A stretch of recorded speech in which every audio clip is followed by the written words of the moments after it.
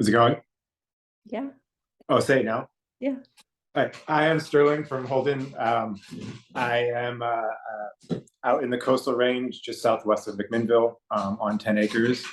And we are just starting to plant a little vineyard and get a farm going.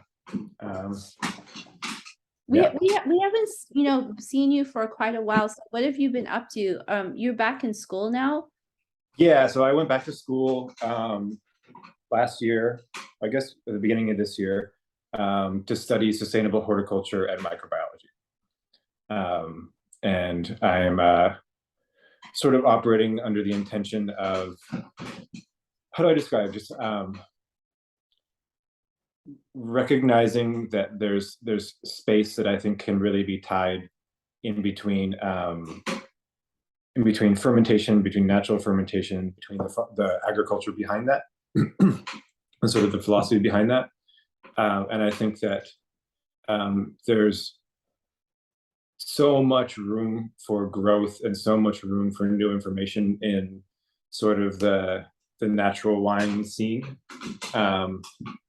I think that a lot of us, like including myself, just got into it because it was fun and it was cool and we were exposed to wine.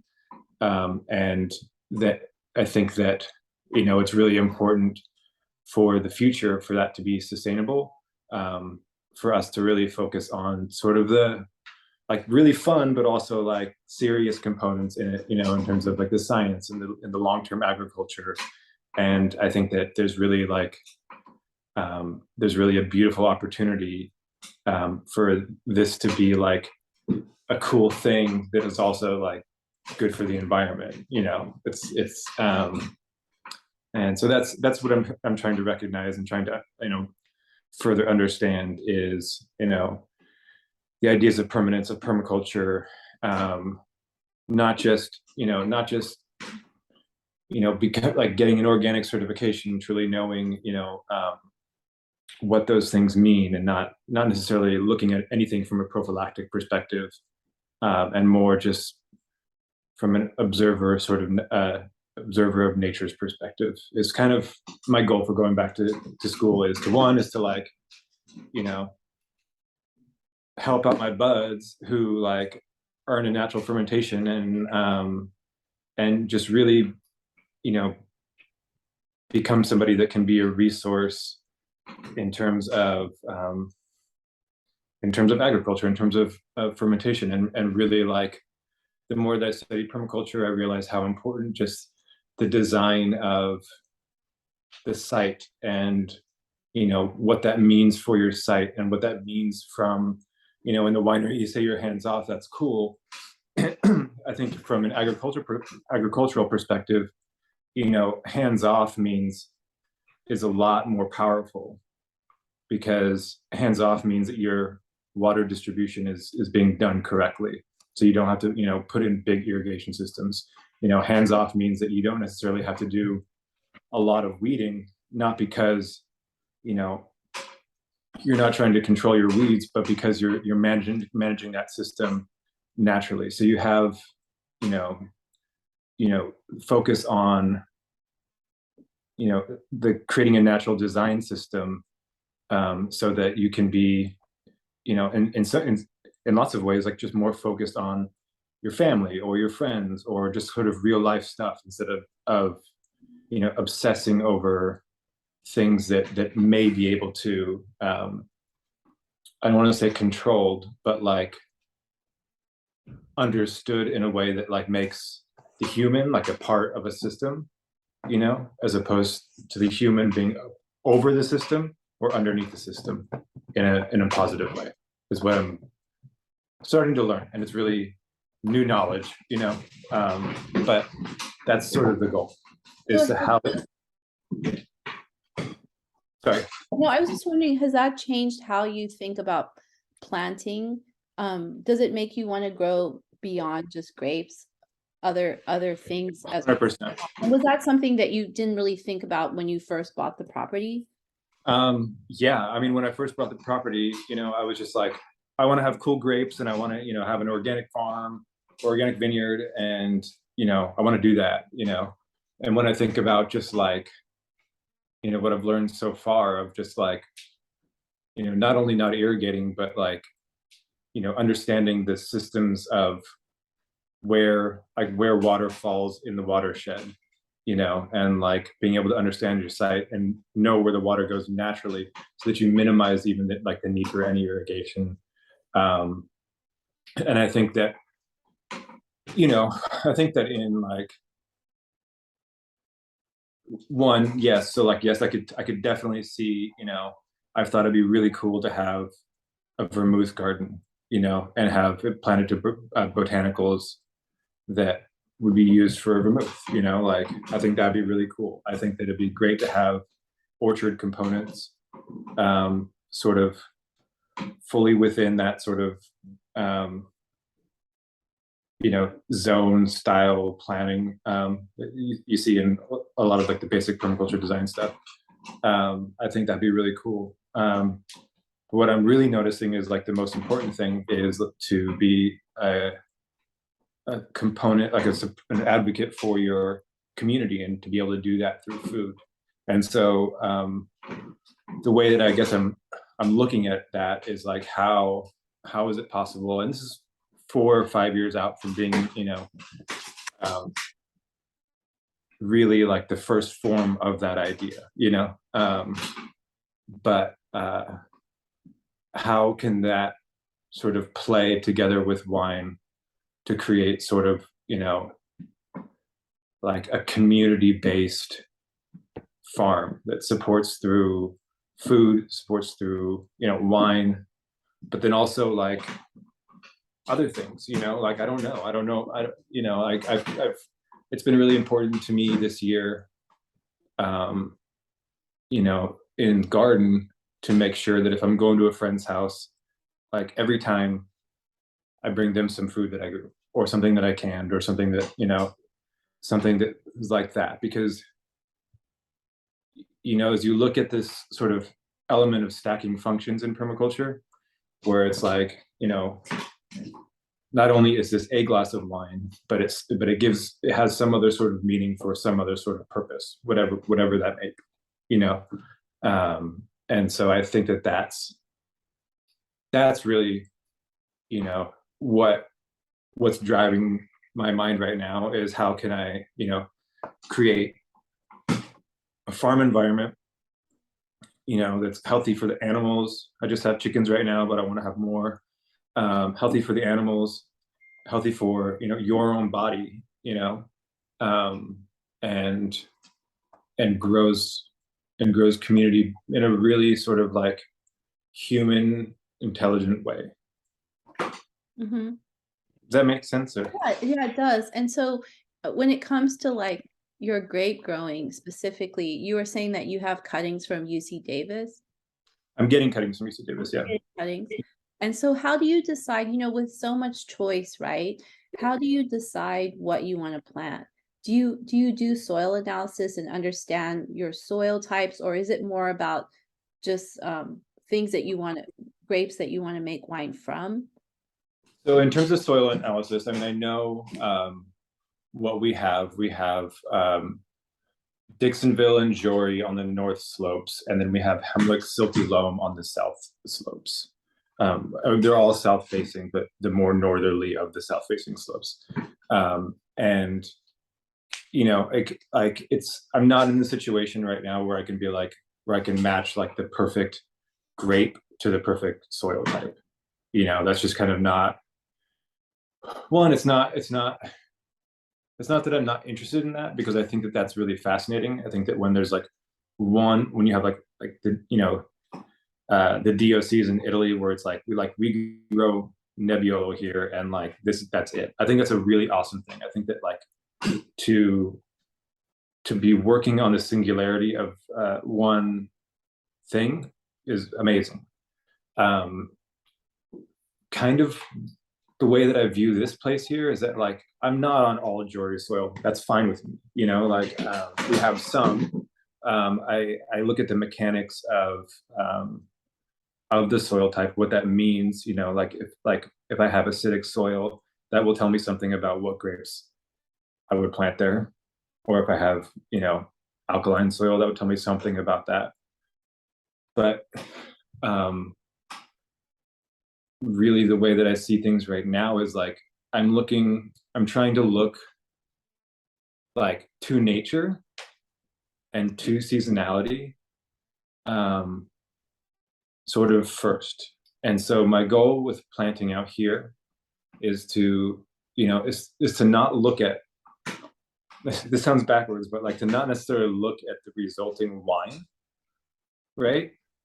And be like, I'm going to make this fresh and fruity rosé for, the end of April or whatever, right? Like I want to be thinking about wine in terms of like, my tomatoes are ready. Like what should the wine taste like if the tomatoes are ready, when the tomatoes are ready? Or like what should, like if it's, fall, like what's going to be available in terms of produce in fall, and how can I sort of rework in my brain like how to, process something like that during harvest, how to grow something like that throughout the growing season. And so and basically just like with the idea of just living where it's like, okay, cool, like you know we've got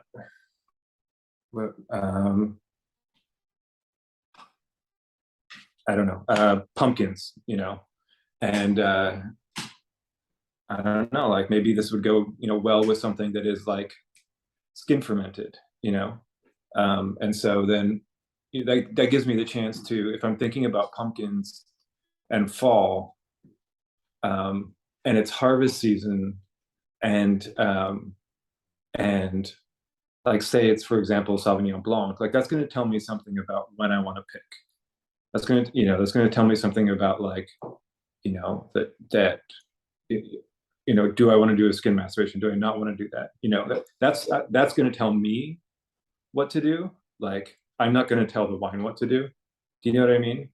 So if I think that working backwards like that from, your environment, the stuff that feeds you, instead of saying like, hey, look at this orange wine that I made, you know what I mean? Or like, hey, like I made a pet nat. Like that's all awesome. I want to reframe things a little bit and think more about food and more about seasons and what that means for my actions in order for a wine to be produced, that reflects what is, good for that season. And then it's like, cool, like, well, you don't have to think too much about like what wine to buy, you know what I mean? Or like what wine we'd be drinking at my house, because it'd just be like, oh, it's fall. Like this is what we're drinking during fall. Mhm. You know? That's what's been in my head, and I think that it would be, I want to plant just blends, and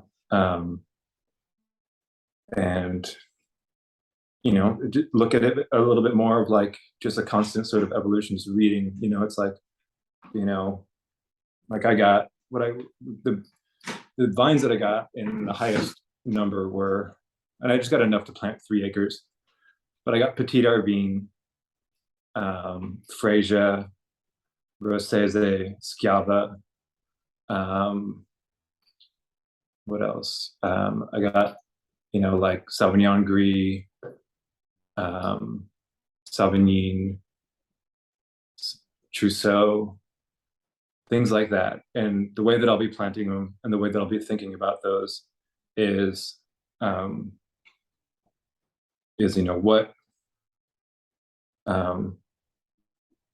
what are we going to eat with this? Like what are we going to like growing to the food? And I want to have some of my chef friends come out, and like I really want to explore, like the flavors that they think of in the spring and stuff like that. And that's how I've been thinking about it. Yeah. So how does your biochemistry tie into what you're doing with the horticulture? Is it totally separate programs, or is there like a tie-in? So it's microbiology. They're totally separate programs. I did like not a lot of schooling, but like I always loved science, and so but I didn't get my bachelor's in science. I got it in Italian and business in my undergrad. Um, and when I got into wine, I was like, I need to have a solid backbone in science. Otherwise, I just don't think that. I don't think you're thinking for yourself unless you understand the way things work. I don't think you're really like, I think that's the full tool of being able to be creative, is to understand the way things work, and so throughout my 20s, at any time I could, I would just go to community college and take a class. But I did that for a long time. And so when I went to OSU, I talked to a counselor, and I was like, this is what I've done. Like, what do I need to do? Like, what can I do with this? These are my interests. And I went, I was going to do viticulture and enology, and they're like, maybe don't do that, because like, you have a lot of years of experience in that field. Like, there's going to be a lot of redundancy in knowledge, and you can always take a class in viticulture if you want a refresher or whatever, So they steered me in that direction in terms of sustainable horticulture. And I talked to my advisor, and she was like, if you stay on for a year, you'll have a degree in horticulture. If you stay on for a year, you'll have a degree in microbiology. I've always had a very sort of just interest in fermentation, and that's microbiology, and so yes, they were like, because of this stuff you did in your 20s, if you do a year, you'll have a degree in sustainable horticulture. You do another year, you'll have a degree in microbiology, and if you stay on a year after that, you have a master's in microbiology. I don't know if I'm going to do all that, because that would be it's a lot of money and a lot of time.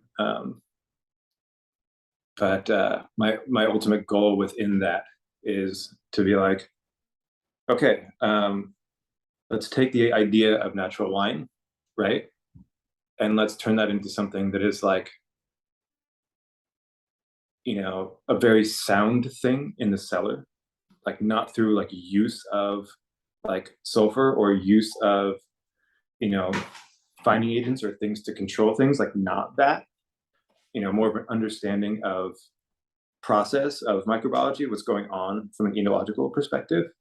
And like using those things to make good wine, right? But then I just like have a hunch that, I'm sure there's tons of people that know more about this, but like that the relationship between the Saccharomyces that is on the grapes that gets fermented, like for that to be abundant and healthy, like in the vineyard, I'm sure there's a component there that like I'm interested in, like that I think that like, yeah, that's why the two, is that like I'm trying to, think about that interface between horticulture, between viticulture, growing food, and then when it becomes a fermented thing, Mhm. And it's interesting, it's like, I think it's in sake production, don't they, to get the aspergillosis oryzae, don't they wrap it something in barley? I can't remember exactly, but there's a microorganism that breaks down the starch that's in rice, right? That makes it a fermentable sugar for sake. But there's a symbiotic relationship, if I remember correctly, with that microorganism and a particular plant, and that's how they made it traditionally. It was like they would wrap something with that, where they would lay that, and that would serve as the inoculum. So like stuff like that to think about in the wine world, like what is that for? What's going on? Like if you were to think about like a healthy microflora in a in a biodynamic or permaculture style vineyard or whatever. Like, what does that look like in comparison to like, super industrial? Like, I don't know. I have no idea. But like, I feel like there is probably a very strong tie there. Um, be, and so that's what I don't know, that's been in my brain. So if we can take it back a little bit, you got your start making wine by buying fruit, right? And up until now, and until your vines are established, you're purchasing fruit to make wine.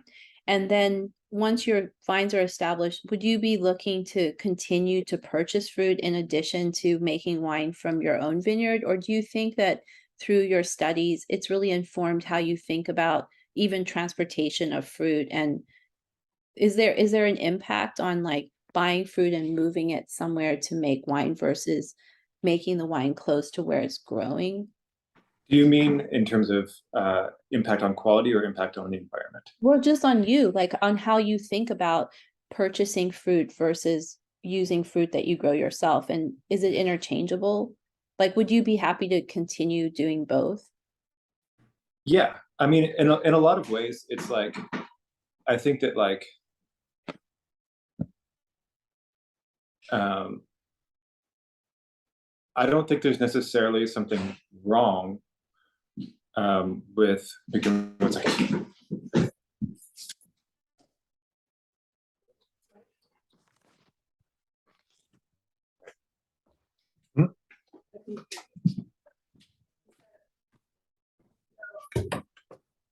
Time to relocate.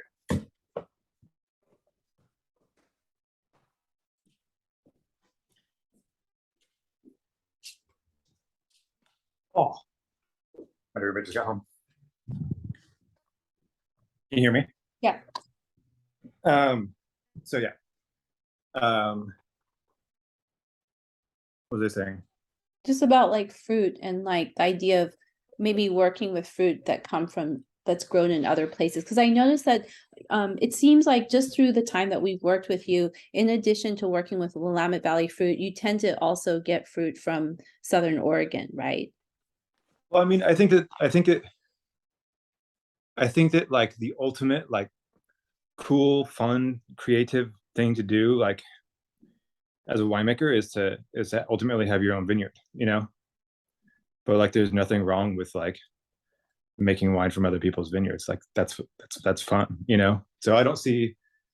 I think that there was a little bit like of a stigma of like buying, just buying grapes and making wine. And I understand that, but I think that like the goal should be to get a vineyard someday, right? And it's a good way to start. Does that make sense? Mm-hmm.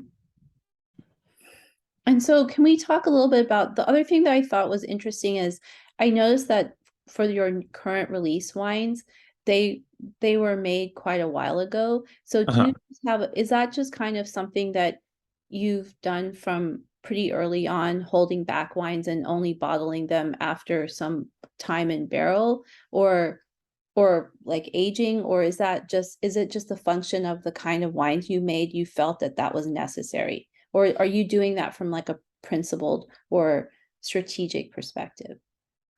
It's not a strategic perspective. It's like it's something that I think is good for the wine. Like honestly, these wines are longer than I would have liked. Like COVID is really hard on business. You know what I mean? Mm-hmm. Like when that happened, like all of Portland restaurants shut down. So I had a tough time coming up with like bottling money and all that stuff. Um, which I mean that sucks, but that's a real side of the business, right? That being said, like I think that there is a lot to be said for aging wine for a long period of time. I think that like from a stability perspective, as well as like as just you increase concentration of autolytic compounds. You're not putting it into a reductive environment, and that's just something that like I don't know. I guess that depends also on production, like your production principles in terms of reductive or oxidative winemaking styles. I don't know. I mean, it's a myriad of things. So could you take us through some of the new releases that we're going to be working with? Just kind of talk us through how you approach making them. And for me, what's interesting too is like, how do you name a wine, and how do you like, is that just something that happens afterwards, or is that a process that when you're making the wine, you already start thinking about the cuvee and what you're going to call it? And do you have a sense from the harvest time and winemaking period, like what you're going to be getting as the end result, or is that something that just happens over like? So it's a pretty like, the way that I look at it is like, I'll usually come up with an idea for something. It's just, and then riff off of like my artist or like whatever music I'm listening to at the point in time. Like, what's a good example? Like this one. Eat your vegetables? Yeah. So like that sounds like kind of wild or whatever. But what it is it's a nod to last year I was like real stressed out. I was getting into politics a lot, and I started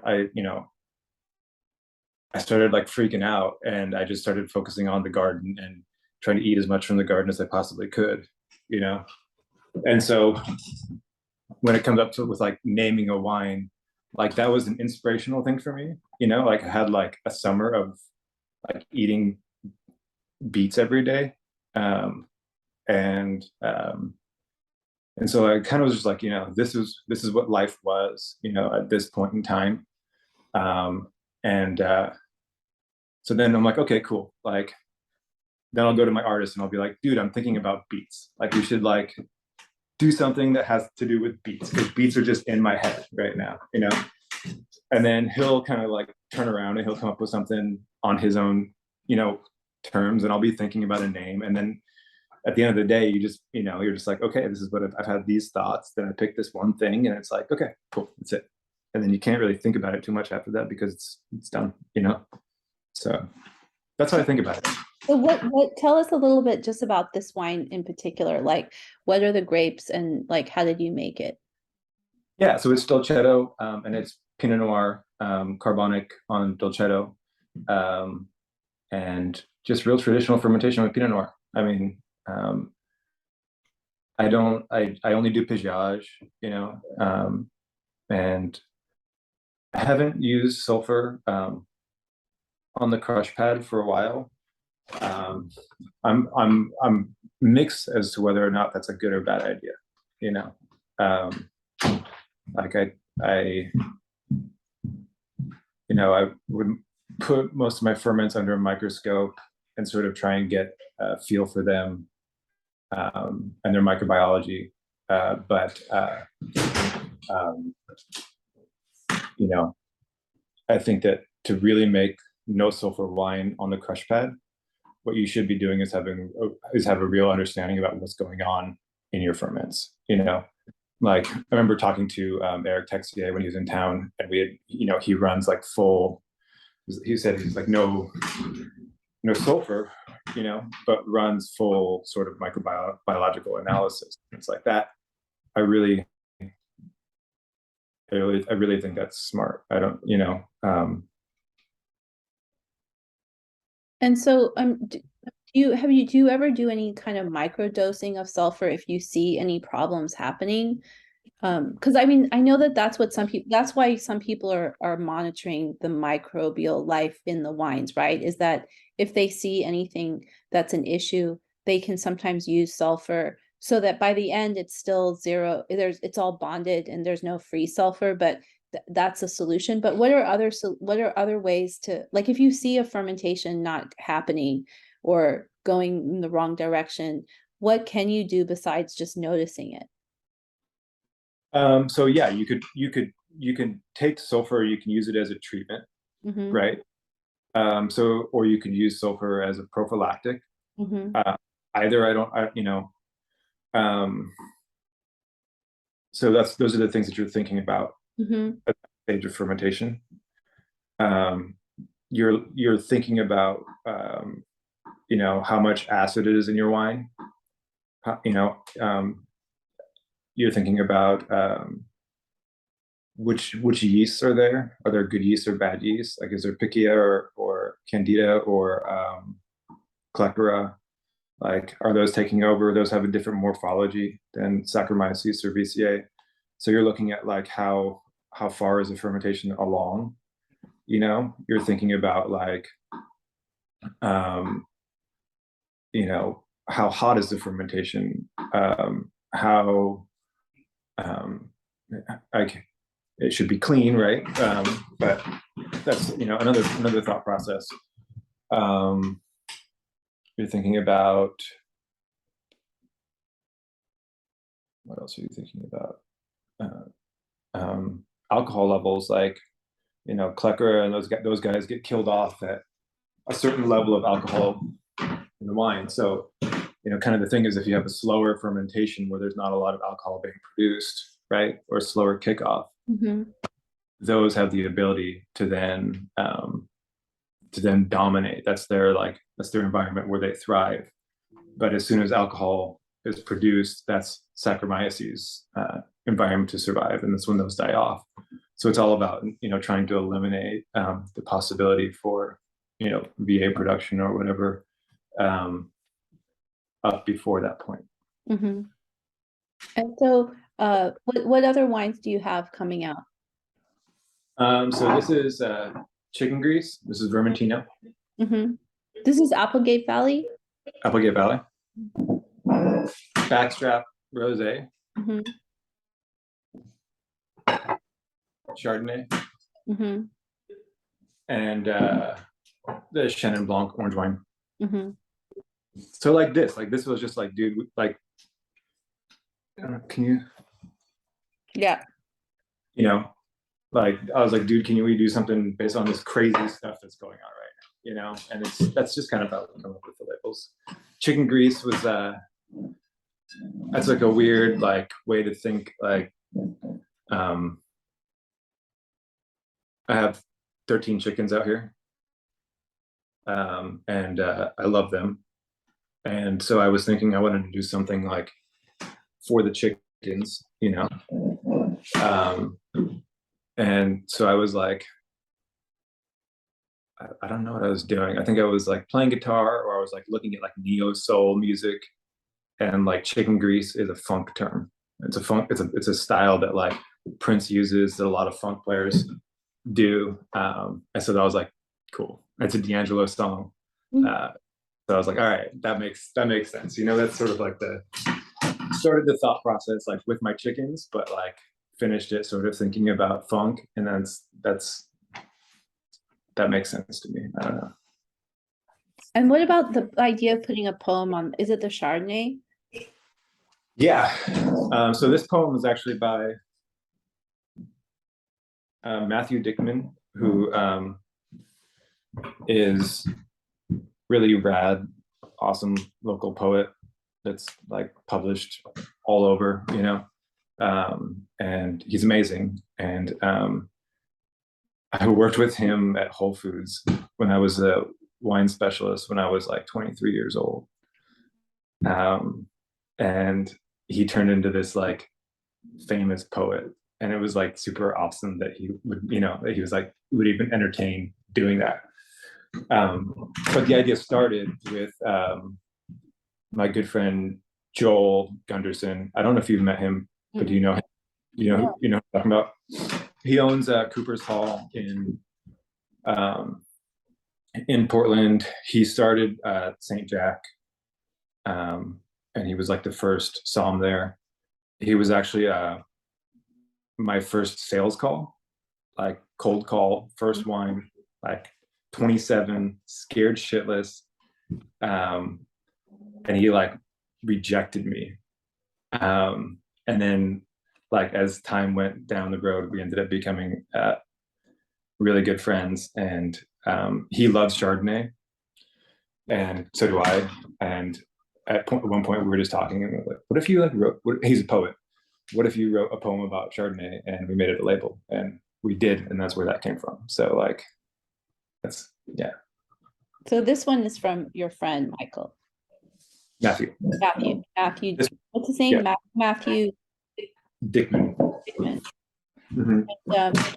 And so what other wines do we have? We've got a rosé. We talked about the rosé. Yeah. So, I mean, I know that some people will think that this is off color. The TTB didn't. Amazing. Was this Which is approved during amazing. COVID? Yeah, no. And They're very short-staffed right now. they must be, you know. I actually had a dialogue with them, right? Like I had to Photoshop a leaf over her butt. Mhm.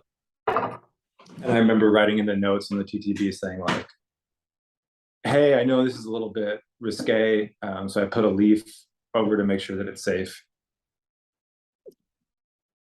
And they approved it. I don't know.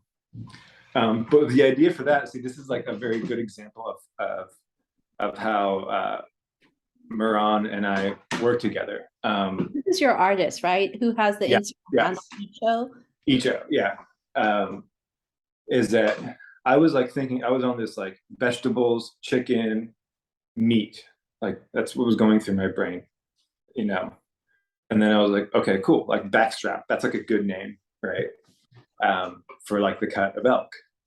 And so um I was talking to my buddy, and he's like, I was like, backstrap, like for meat, you know, chicken grease, like the funk term for chicken, and he somehow interpreted it as like a G string, Mhm. right? Like the backstrap is like a G string, and so That's the direction he went in. yeah.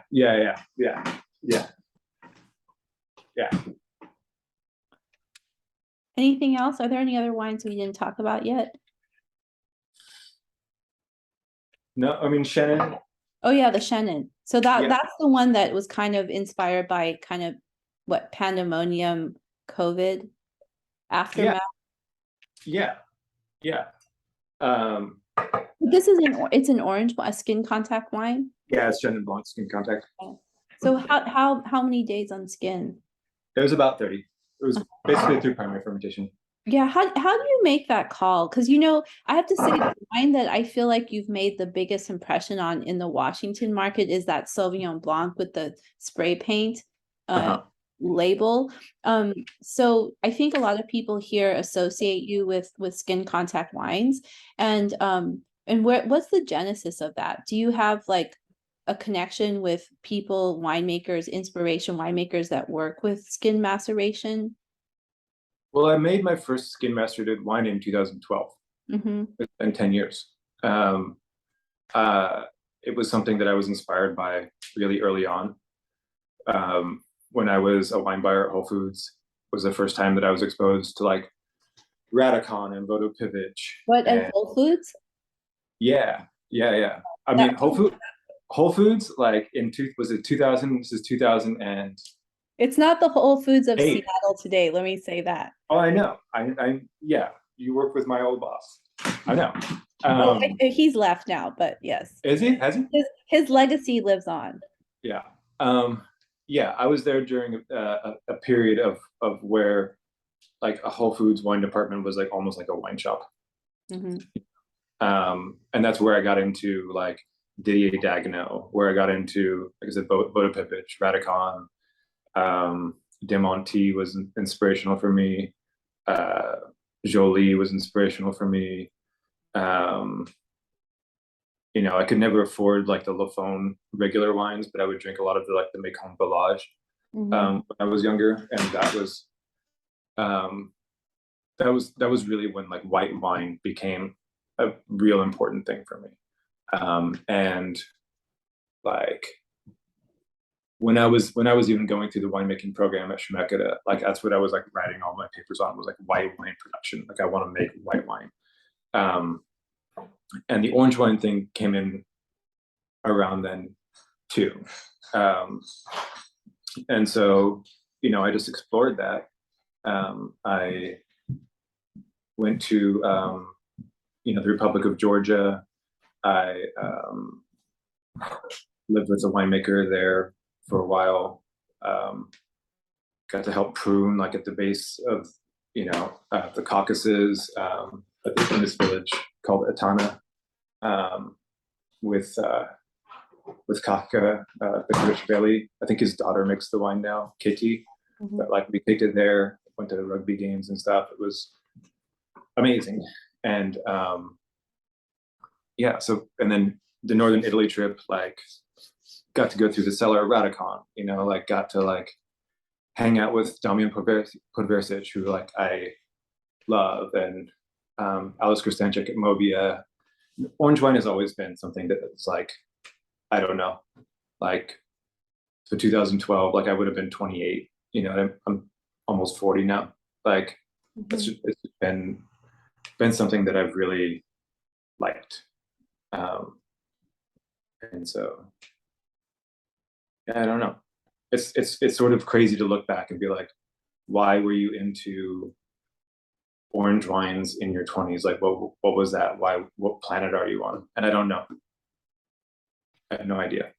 There was just more of a feel. And like yeah, I think culturally the more eastern areas of Europe, like Slovenia, I mean not Slovenia entirely, but like as you start to go that direction, the way that the culture changes, even just being like in Trieste, as a city as opposed to Milan or opposed to Rome, like that's just like I like the coldness. I like, I like the fact that people aren't fully friendly in the same way they are in southern Italy. Like I like, you know what I mean? I don't know. Just that whole way about things is something that I really appreciate. So, but just can we go back a little bit, just before we wrap up, a little bit about biography. So you're originally from Eugene? Yeah. And your mom is from Puerto Rico? Yeah. My mom was born in Brooklyn and then moved back when she was 3 and then immigrated to go to college in California when she was a teenager. So you grew up in kind of, what was it like growing up in Eugene? Did you grow up with a family that drank wine, or was that something that came to you later? Yeah, my dad drank wine. My dad was a restaurant owner and a bar owner, and so that was always around, was like restaurant bar culture, and that's definitely where that came from to begin with. Was I used to want to cook. Like that was like everything I wanted to do was to be a cook. And then so when winemaking came around, it was almost just like, how can I cook grapes? Like how that's just enjoy making things. And yeah. So I think we're gonna wrap up now, unless Okay, you have anything else you want to talk about. But thank you so much for your time. It's been so long since we've had a chance to work with your wines, and it's really great to be able to see you grow and develop. Because I know we talked about your desire to like own land for a while, and it seemed like you've had so many challenges, to get here, but you actually made it, right? So it's kind of cool that you have a farm now, and I mean it's just the beginning, really, right? For sure. Yeah. I mean, I think the beginning is like 5 years from now. So yeah, we look forward to keep watching you on this journey, and we're going to bring our team to come visit you maybe after harvest. Cool. I think it'd be cool to document like through some photography or video of what everything looks like now, and to just revisit over time to kind of see that change and development. Yeah, that'd be awesome. Good. Well, thanks, Sterling. Cool. Good to see you, Chin. Bye. Bye. I'll see you.